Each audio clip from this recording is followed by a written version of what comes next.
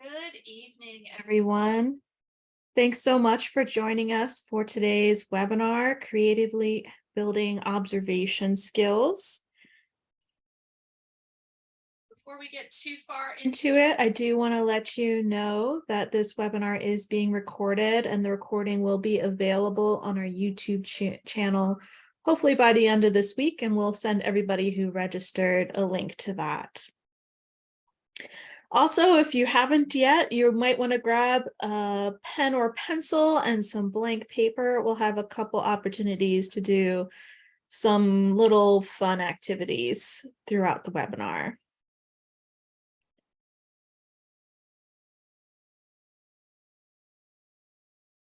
So if you are familiar with Zoom or not familiar with Zoom webinars, I just wanted to provide a couple little tips. I usually recommend that you exit full screen mode. You can do this by finding the drop down your options and hit exit full screen. Sometimes for some folks, hitting escape works. And that's because it will allow you to dock the chat window to the side. And we'll have a few opportunities for sharing ideas and answering questions. So it would be great if you could participate in the conversation easily. One more thing to keep an eye out for is right above where you type your messages, there is a little 2 with a drop down. You're going to want to make sure that drop down says to everyone. That way you can see what each other are saying and talk with each other and share links and things as well. So I'm with the Cornell Lab of Ornithology, where our mission is to interpret and conserve the Earth's biological diversity through research, education, and citizen science focused on birds. And my name is Kelly Schaefer, and I'm the outreach coordinator with the K-12 education team, where our mission is to create innovative resources and deliver transformative trainings that empower educators to build young people's science skills through nature, citizen science, and inquiry. And I am joined by Steph, who will be monitoring the chat window and sharing links. So feel free to converse with us there.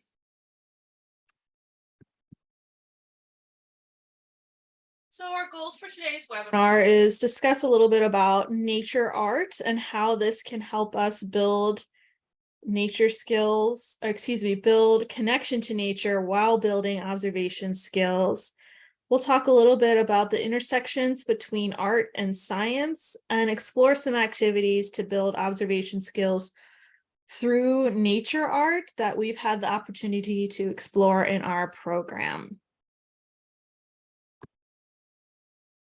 But first, why should we care about nature art?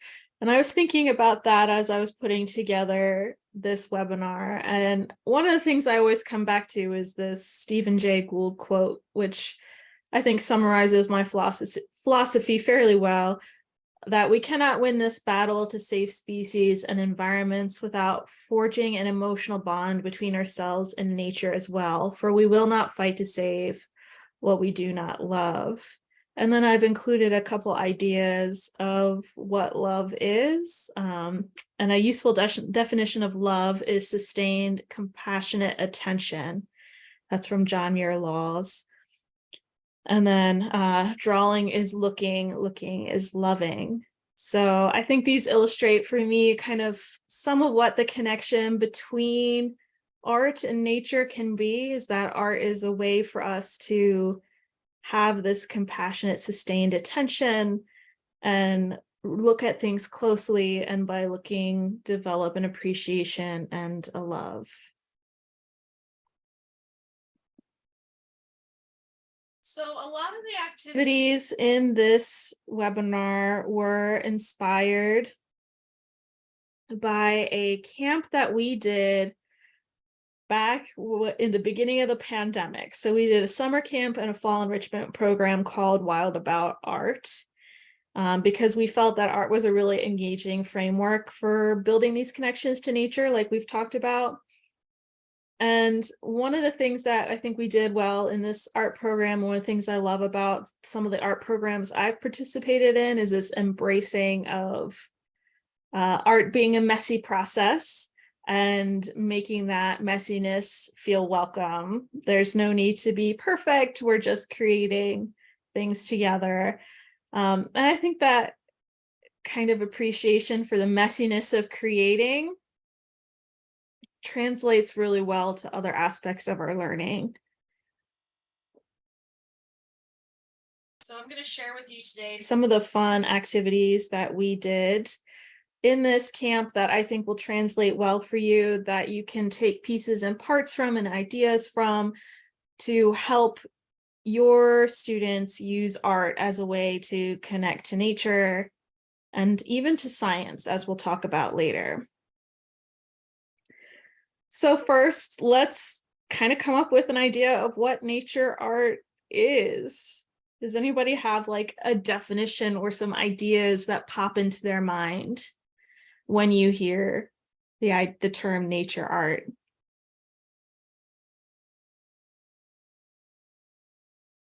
Astrid brings up crystals. It's like artwork made by the earth, right? Yeah, I love that.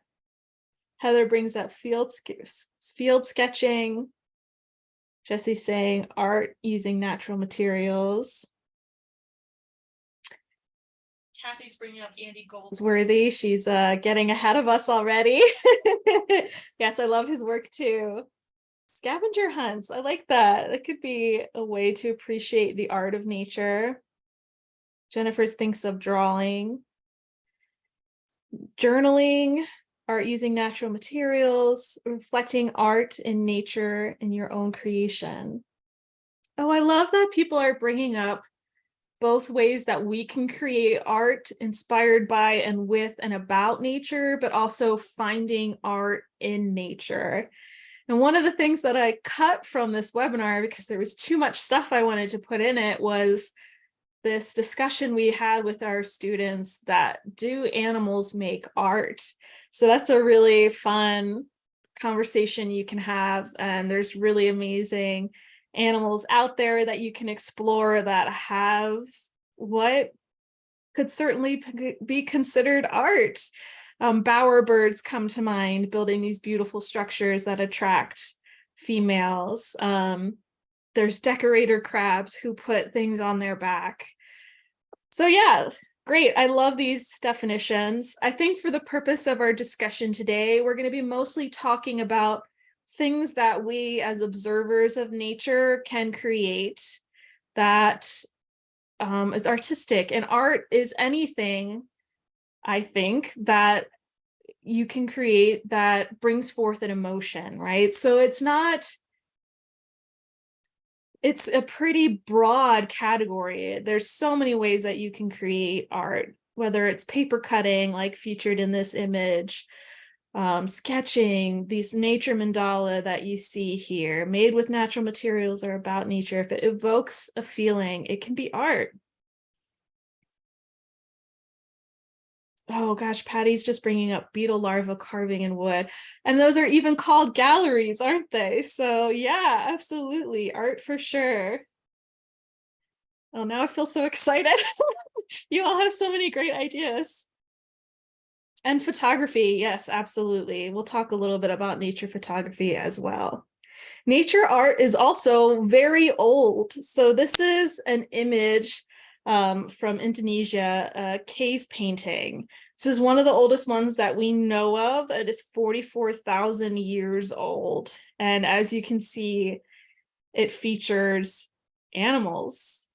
It features nature. I think there's actually maybe a hunt going on. I think you can sort of see maybe lines or an arrow there as well. There's a cool article out there about these Indonesian cave paintings if you want to look them up. I just find this image to be stunning. There's also art using natural materials. As somebody mentioned, Andy Goldsworthy uses natural material to make arts in the outdoors. So we're just going to go through some different categories of art out there. And here are some examples of his work. I think of his work as being very kind of ephemeral. Something in the sand that will wash away, something with leaves that will blow away, has kind of that extra quality to it of something that does not last forever. This is Spanish artist Lorenzo Duran, who uses leaves as a canvas and cuts shapes out of them, combines them with drawing to tell stories. We also see art inspired by nature, where components of nature are used as symbols to evoke feelings, like American artist Nick Cave here. And then, as was mentioned in the chat, nature photography is also an amazing way to connect to and appreciate nature and evoke all the feelings of these amazing landscapes. There's also art depicting animals. So this is Jane Kim, the founder of Inkwell Studios, and she creates these amazing, scientifically accurate nature murals. There's one at the lab, which is on this huge wall, and all of the birds are life-size to scale. And she just paints them with such amazing and lifelike detail.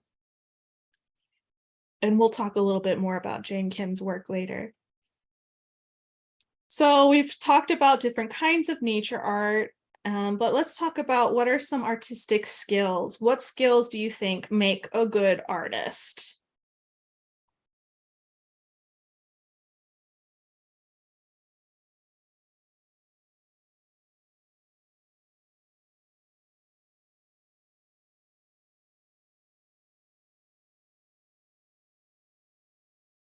Feeling and sensitivity, knowing how to use color, having the desire to create, patience. I see patience coming up a couple times. Practice, vulnerability, being open.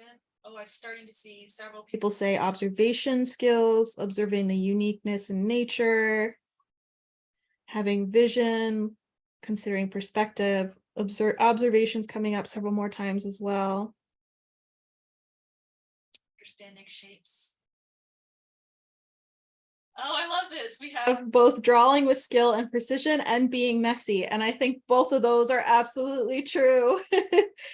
It just depends on the kind of art, right? And imagination is coming up as well. Awesome. As well as creativity. So what I love about thinking about art and the skills that go into art is those skills are so transferable. And maybe one of the most important skills in nature art, which you all brought up several times, beyond what you might, consider creativity and inspiration and imagination, is observation. What's so great about observation is it's one of those transferable skills that you can learn. You can practice observation skills, you can get better and better at observing, and those observation skills support critical thinking. Observation skills are part of the foundation of science learning as well. And so we often see these observations leading to questions that can lead to discoveries about our world. So there's a really tight connection in a lot of ways between observation and art and science. And I just wanted to throw this picture in here as we're thinking about observation and why observation is important. Does anybody have an idea of what we're looking at here? If you're looking at it closely, you can also just say something it reminds you of.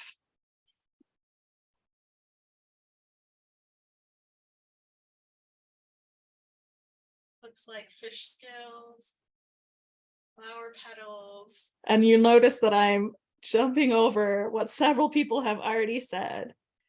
Butterfly wing scales. Yes, absolutely.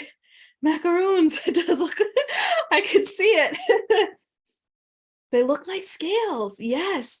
And I think for students, when I've done this with them, when we talk about observing at different scales in terms of, how close we're looking at things, that you can see things you never would imagine before. And when you start here, you don't realize what you're looking at. If you zoom out a little bit bigger, you start to see what it is in context, and then you can see this beautiful butterfly wings. So just even observing things at different levels can change your perspective on what you're looking at.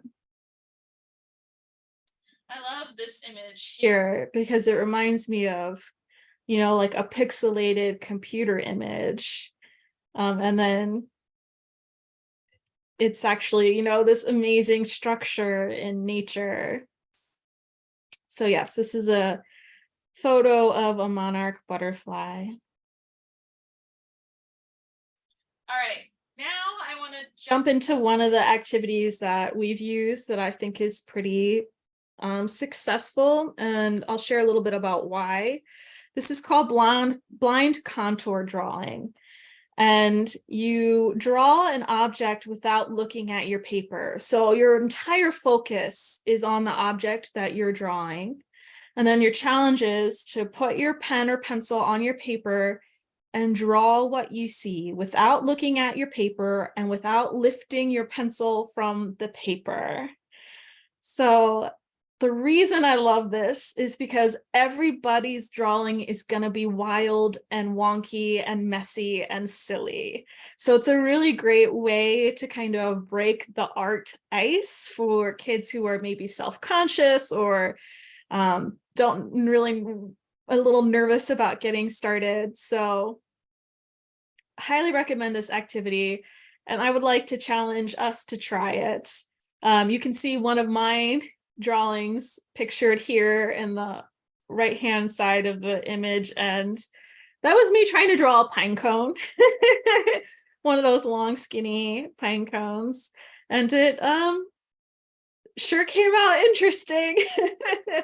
So I would like for us to try this. I'm going to challenge you to grab a piece of paper and a pen or pencil and do a blind contour drawing. So I'll share this image with you. So again, a pine cone, you're just going to pick a place to start with your drawing, put your pencil to your paper, and just look at the pine cone. Don't need to look at anything else, and don't lift your pen from the paper. So I'll give you a few minutes to go ahead and give this blind contour drawing a chance.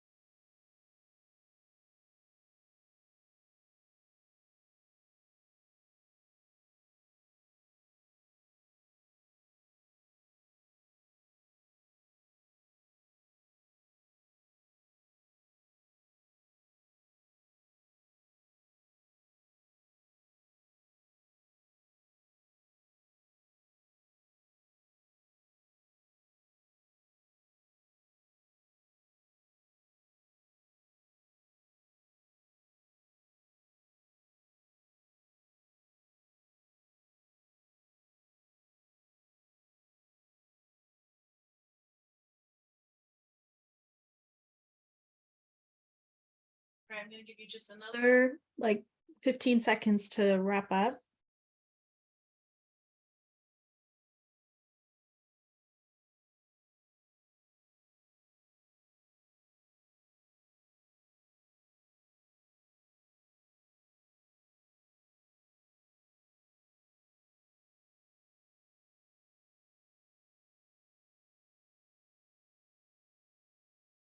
Okay. How did that go for everyone? Did it feel weird? Did you find yourself paying most attention to or noticing while you were drawing?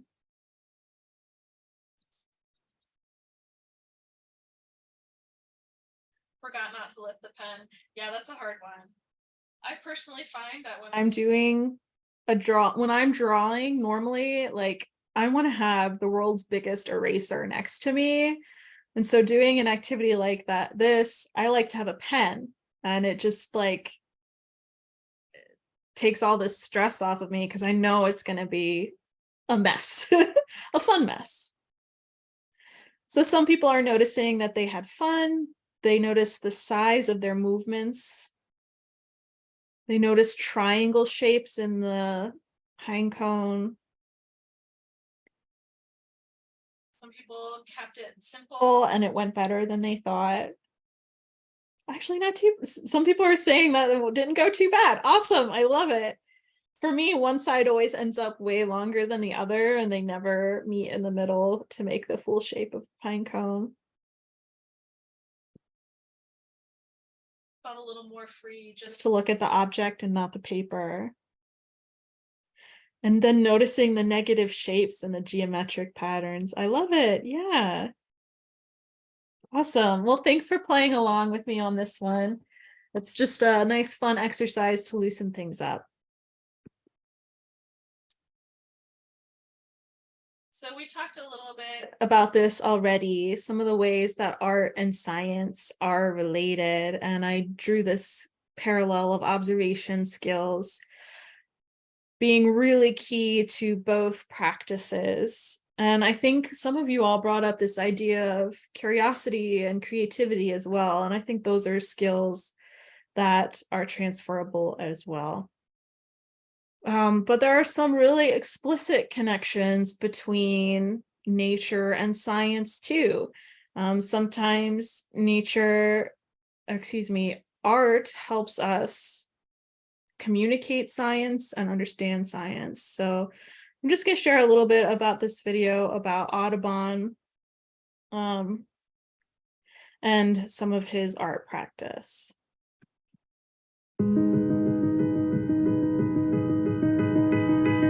When the birds of America first began to appear in 1827, it was a revelation. No one had seen anything like this before. A book this size, a book with such vivid depictions of birds in their natural context. After that, no natural history artist could ever go back to the old model of working in museums with taxidermied specimens. Artists had to go out into the field.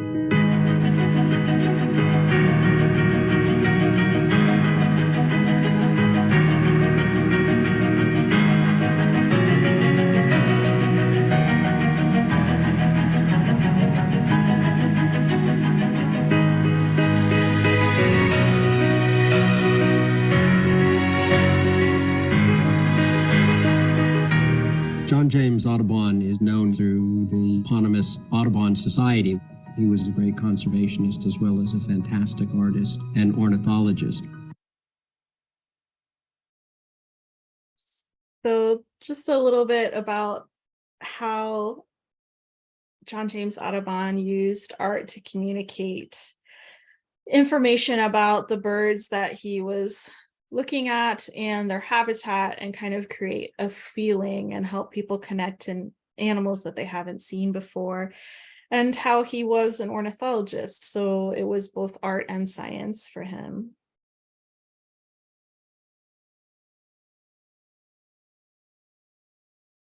And so I wanted to bring us back to Jane Kim because she does something very similar. She uses art to communicate about science and conservation. So this is a mural that she has painted. I can't remember where it is right now. I told myself I wouldn't forget, yet here we are. But it's part of a migration series which focuses on this idea of creating and preserving spaces for migrants like monarchs. And this artwork is used to create like a feeling of appreciation for the beauty, but also spreading a message about conservation.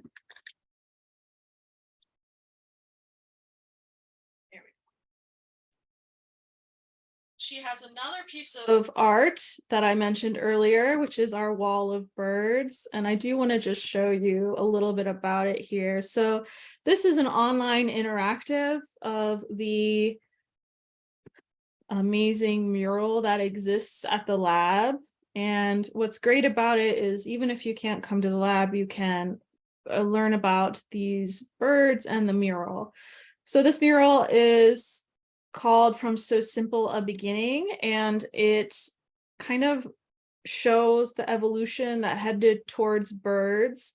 And then down here we have a crocodile, because crocodilians are the closest living relatives to birds. And then all of the extant family of birds. So every living family of birds has a representative on this mural. And if you click on one, it will zoom in. You can see the gorgeous drawing. You can zoom in on that. This is a secretary bird. And then over here is information about the bird and the family it represents. And you can see a map of where it's been seen. These are observations powered by eBird, which is a citizen science project. And if there's a sound, you'll be able to play the sound as well. So there's just a lot of amazing exploration you can do about these birds. So you gotta love a resplendent quetzal. And let's see if they have a sound. There we go. Let's hear what a quetzal sounds like.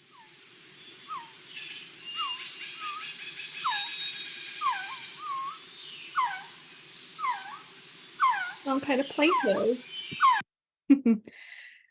So this is artwork that is science communication. So it has a purpose of both being beautiful and being informative.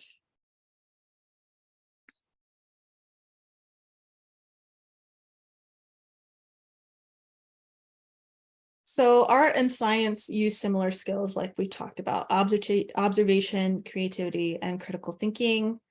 And art can be used to help us remember science better, help us connect ideas and themes, help us connect to the subject. And it also can help us communicate really important scientific information. And I would love to share with you a little bit about Jane Kim and her work. Or actually, I don't know that we have time to watch this video, but if you want to watch this video, you can find it on Bird Academy, and you can see her process and see her painting, her subjects, and it's just really incredible. The process that she uses, the dedication to the detail and getting everything right. If we have time at the end, we can come back and watch a clip.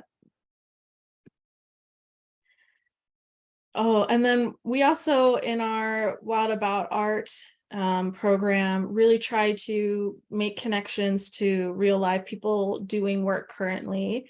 And we had Jonathan Feely, who used to work at the lab, who is a wildlife videographer, come in and share a story with us. And he ended up filming a little segment about his work with greater prairie chickens, which I'm going to share with you, which talks about the process of filming for and taking photographs for the purpose of science communication, but also just the artistic eye you have to have for it and the amount of work that goes into it.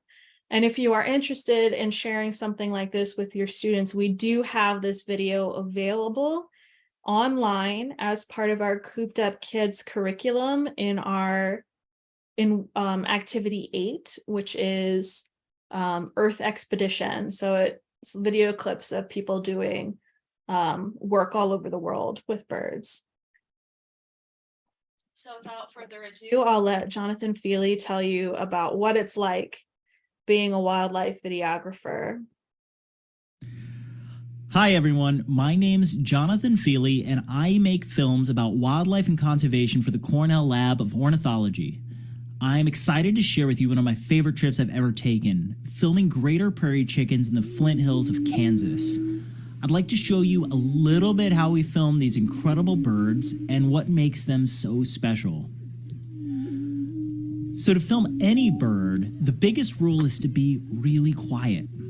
You have to be invisible to them, otherwise it would disturb the birds and they might fly away. That's not something we would want to happen. So the first thing cinematographer Matt Aberhard and I did was build what's called a blind. It's basically a big box that we could lay down in and allow the birds to come to us. We were in Kansas to film what's called a lek of prairie chickens. It's where the males gather around to display to each other and find a mate. It's like a dance at school, everyone gathering around the edges, waiting to see if anyone wants to take that dance with them.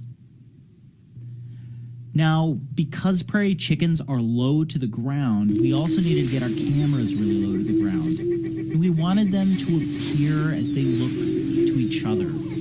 Big, tall, and proud. We also wanted to film the birds in the best light possible, so hiding in this blind, we hunkered down for a long wait.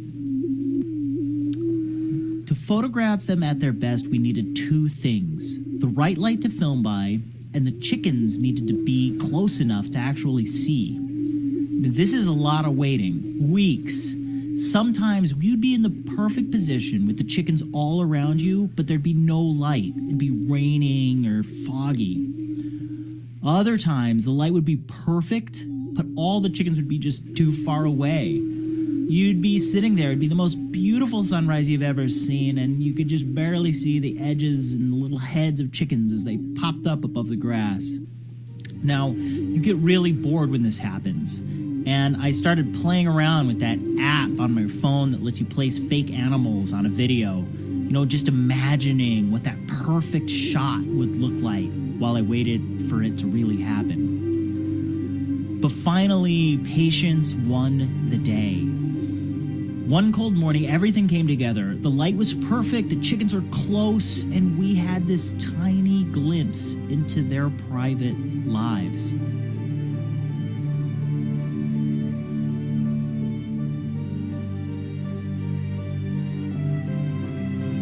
I mean, just look at this magnificent chicken.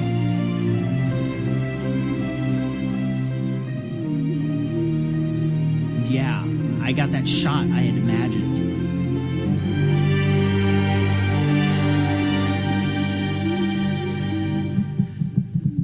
It was amazing to just watch as they strut their chicken strut. You know, inflating their big yellow air sacs and booming in a way that the females around them must have found incredibly attractive. The males have these most fantastic eyebrows. They're called eye combs on birds, which they peer from as they strut and dance and cackle at each other.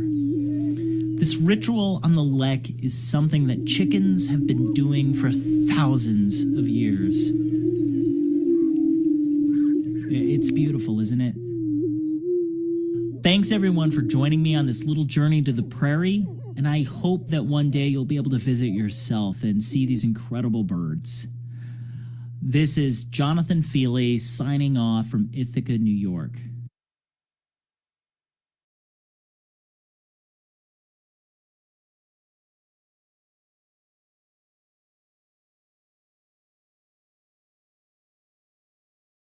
Right, so I really love this video from Jonathan talking about, love how he talks about both like the work that goes into getting these images as well as you know, the reason that they focus on perspective so much. So he mentioned that it was really important to capture the birds as they see each other, which is a really powerful part of thinking about creating nature art, and ended up with creating images like these that were used to illustrate an article, which is asking how can wind energy and wildlife coexist in the Flint Hills. So it creates this just incredibly powerful image where you are on eye level with the bird and you can see it kind of as an equal. And so perspective is a really cool thing to bring to kids' attentions and get them to think about. So if you want to do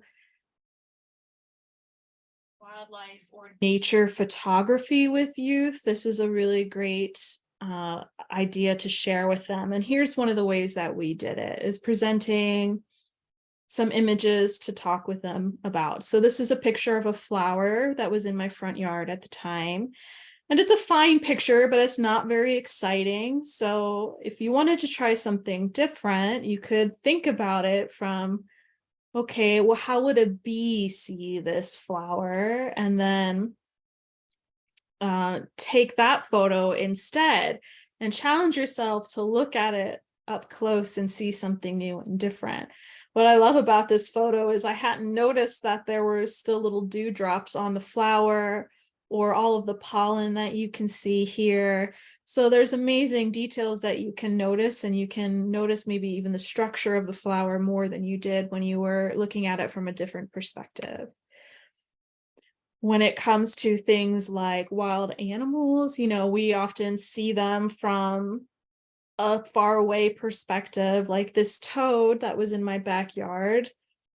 And if we wanted to take a more interesting perspective on this toad, we might ask ourselves, how does the toad see the world? And then it's a little out of focus, but it's an interesting picture. You can see the toad's eye, and it lets you wonder, what's the toad thinking about? What's it looking at? You can see the world more as the toad sees the world. And when we went through this with the kids, the photos that came back were so fun and interesting. So we presented it to them as a mission to take nature photos. On these slides that I'm sharing, you will notice there's a stay inside option. Since this was during the pandemic and this was something we were doing virtually, there were some kids who didn't have easy access to the outdoor who are participating in these activities. So you'll see the stay inside as an option for them. And another thing we did to illustrate perspective, and something that's great to tie into how you think about habitats, is an activity like this. So share an image of a pond and challenge the kids to pick an animal that would live near the pond, maybe one pictured here, and then draw the pond from their perspective. When we did this, we would get top-down views from an eagle flying over. We would get the fish looking up at the sky through the water and the underside of the lily pad. So there's all sorts of fun ways that kids will interpret this, and it gets them really thinking about what in the habitat the animal they pictured would be looking at, what they would be seeing.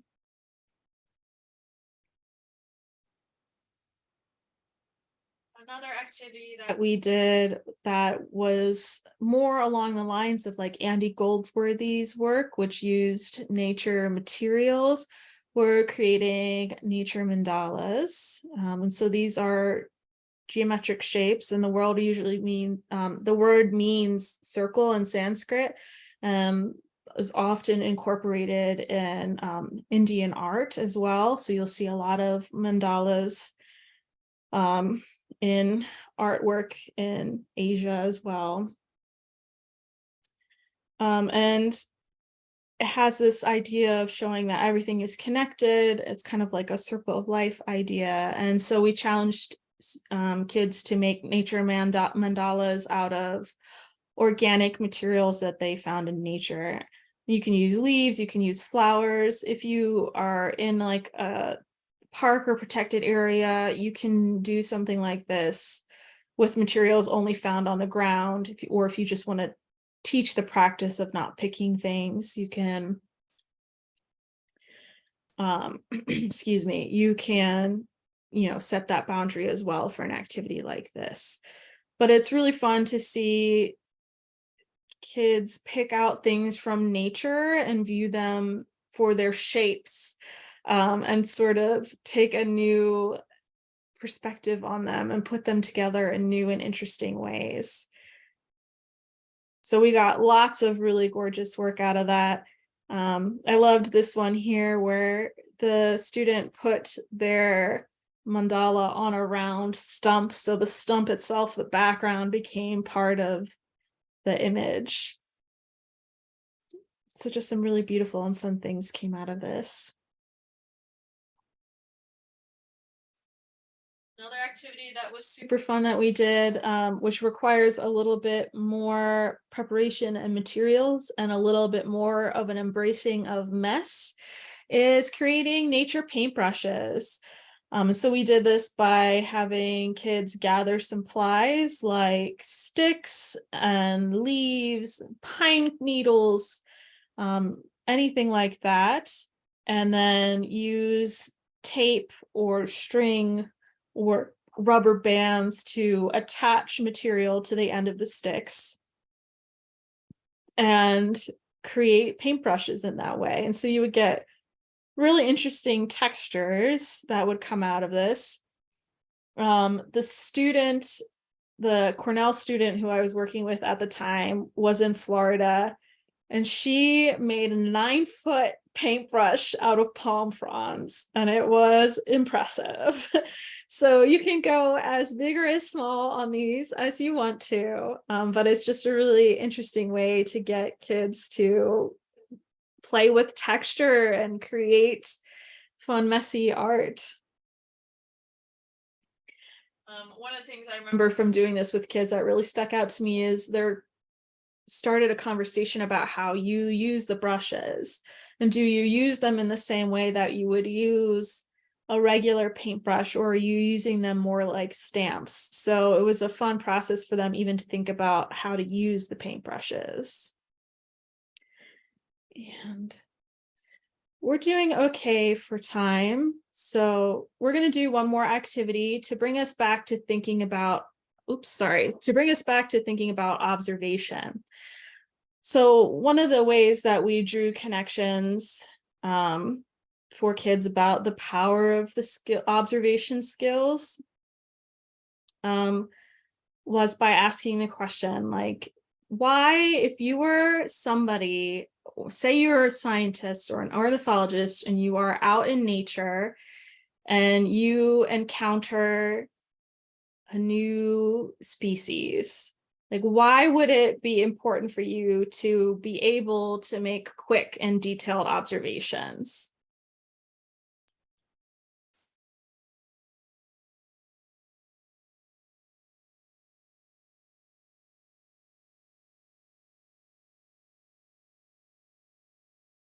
So we see that in art and science, sometimes you have to be quick, right? Because if your subject is a bird or a butterfly, they move. That's right. You never know when you'll find them again. You have to seize the opportunity before they're gone. So the next little activity I'm going to do is one I've done with kids to brush up on those quick observation skills. So I'm going to share with you an image, and I'll put it on the screen for 10 seconds. And I want you to observe everything you can about that image in that time. And then I will ask you questions about it. So we'll just do a couple. So here's our first one. And I will put it on the screen for 10 seconds.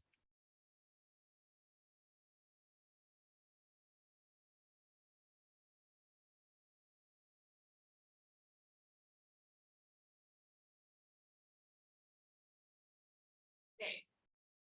What color flowers did you see?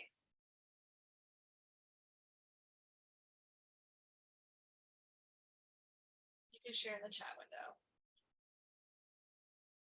Pink and yellow, red and yellow.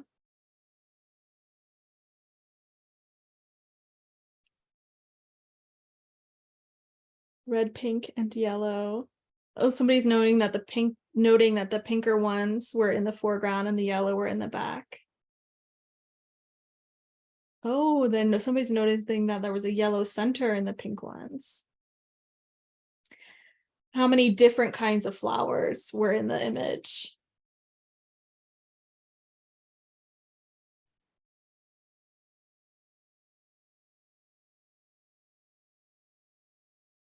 Three. Some folks are saying 4, some are saying 2, some are saying 1. Let's take a look at our image again. So it looks like, I don't have an exact answer for you either, so we'll have to interpret this together. I definitely see like a really broad range in the color of the one kind of pom-pom shaped flower. So I think if you said pink or red, you're, right. You could have also said maybe red and pink. And then there's kind of that golden yellow. So it looks like maybe there's two kinds of flowers and a range of colors. So you all were doing a great different stages of bloom. Yeah. All right. Now we're going to do another one. So get ready. We'll do one more and we'll put it on screen for 10 seconds.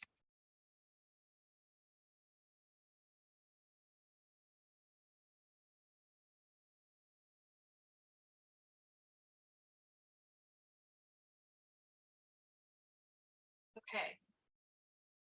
I'm going to ask you again, what color was the flower?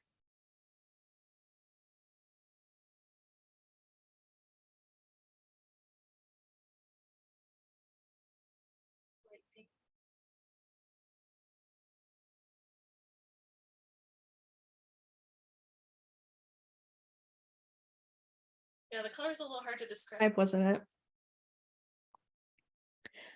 All right. Now, how many butterflies were in the picture?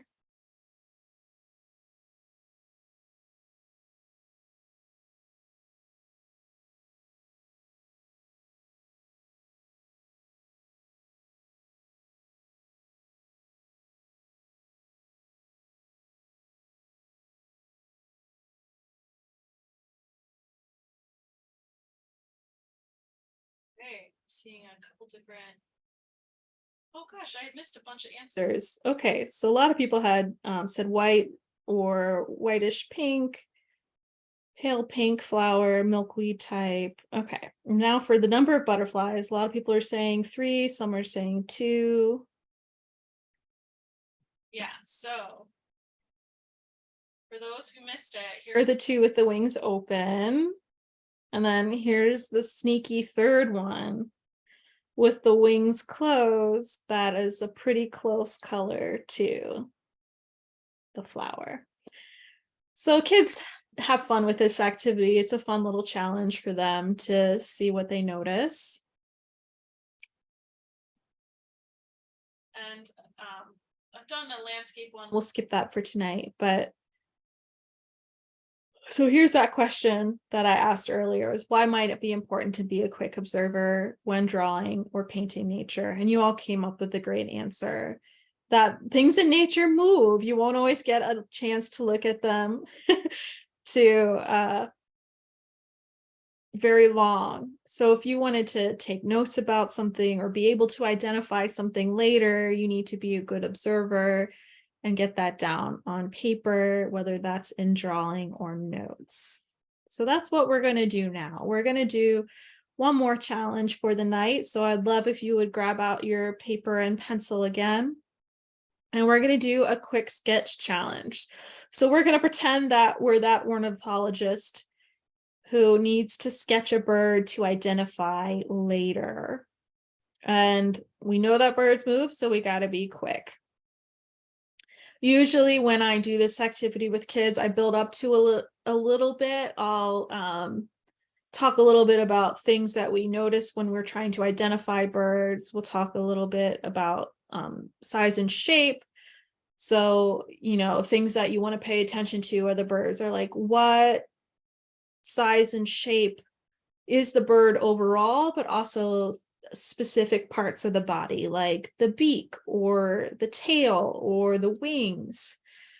And then also thinking about colors, not just in overall, but the patterns, so where they appear on the bird's body. And some important places to pay attention to for bird coloration are usually the head and face, and like the wings, like if there's patterns on the wings, that can be really helpful. And so we'll do like a couple little activities building up to this. We'll even do one where we talk about looking at birds and drawing shapes. So I am thrusting you all into the deep end here, and just do your best. So your challenge is going to be to observe this bird that's going to be on screen and draw it with the intent of being able to identify it later. So you can also, take notes, but go ahead and do a quick sketch for it as well. All right, so we are taking a trip to Panama to see what we can see.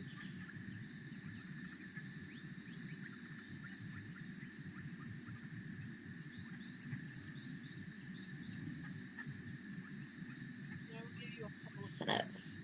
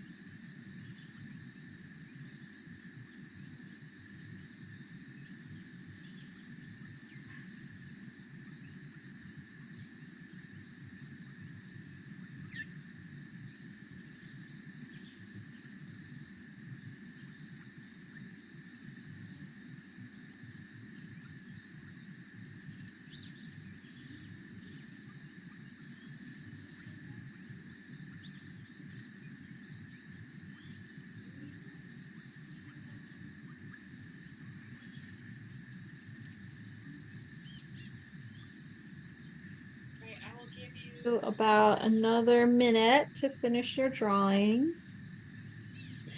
You just need it to be good enough to identify the bird with.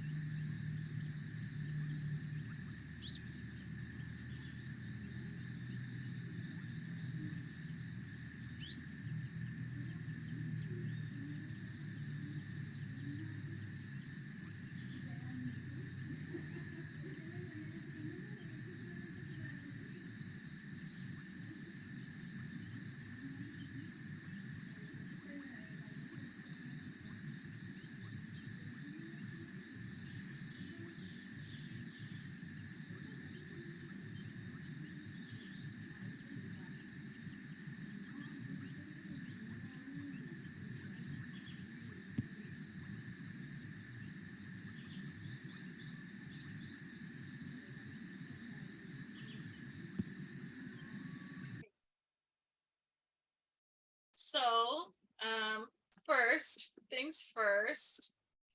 Oh gosh, backed right out of the slideshow. Let's figure out what we were looking at. Were we looking at one species of bird, more than one species of bird? What did you notice?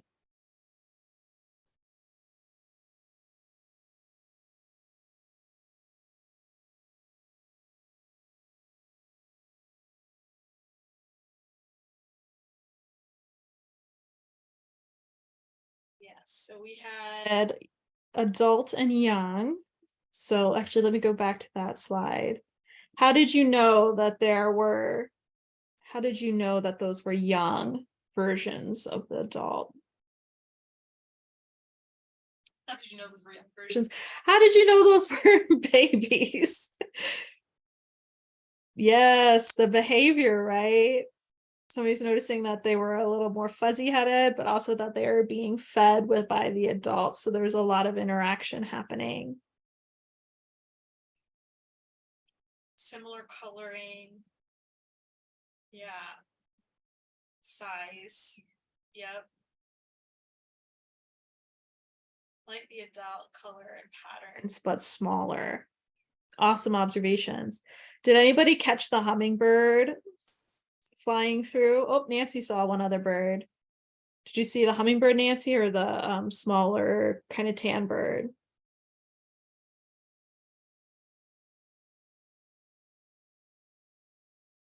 Both. Nice. Yeah. There was a little hummingbird that came through a few times, and right when I ended it, he was sitting on this twig here. All right, so I saw some guesses in the chat window already on what we were looking at. So looking at your notes, which one do you think it was? And can you also share one of the features you used to make that identification? Looks like most folks are saying number 2, the gray-headed chachalaca, which is a delight to say. I encourage everyone to say it out loud. Oh, wow, lots of different details people are noticing. The head and the beak shape. Yeah, so this is a pretty unique beak among these other choices. These are more typical of songbirds, and this is kind of almost reminiscent of like a chicken in a way. The long tail is a great giveaway for sure. Some people are pointing out the grayer head. The light color on the tip of the tail. Yeah, that's a great observation. Absolutely. So yeah, you guys could all be field ornithologists. Great job. Oh, and somebody's pointing out they didn't have those bright legs like the gray-cowled wood rail. Awesome observations. Thanks for playing along.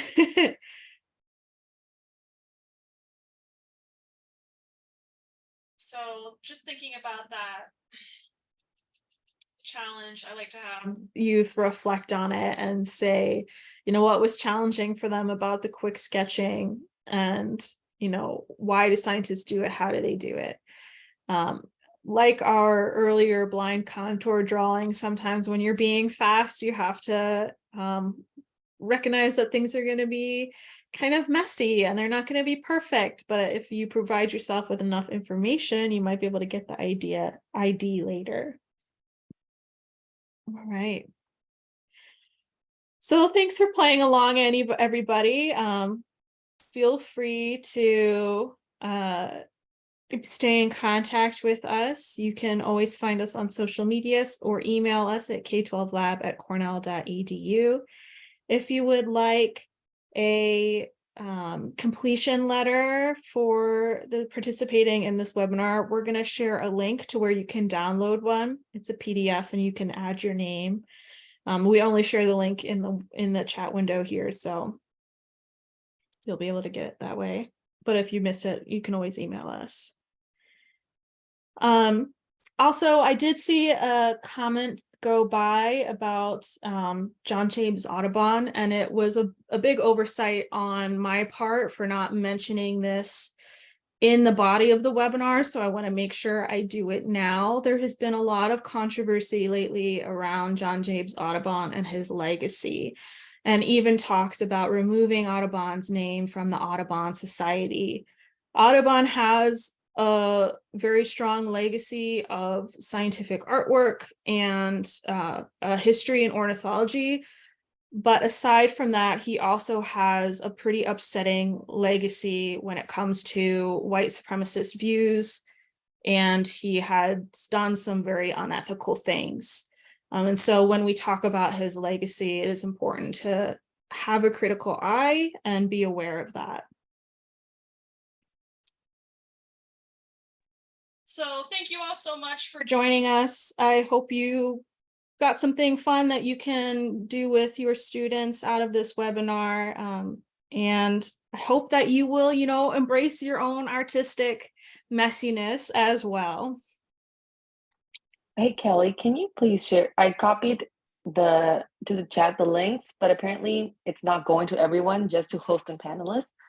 So if you can copy paste that. Oh, okay, sure. I've been answering people's questions and stuff, and I just realized it is Okay, not sure. going. I will see Thank if that you. message will paste. Is Thank everybody you. seeing the links now?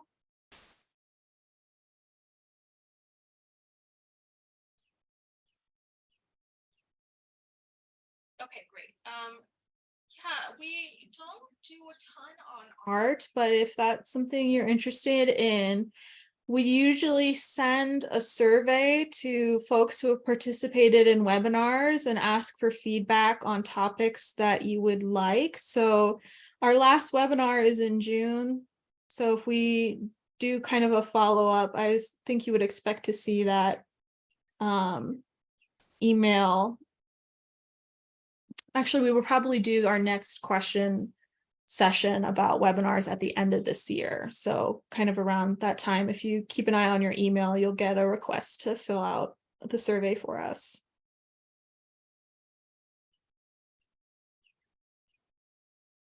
Awesome. Thanks everybody so much for joining us. We can hang out and answer questions for another few minutes, but I'm gonna mute myself and drink some water. But thanks again for joining us. We hope to see you at our last webinar next month, which is focusing on apps for outdoor observation.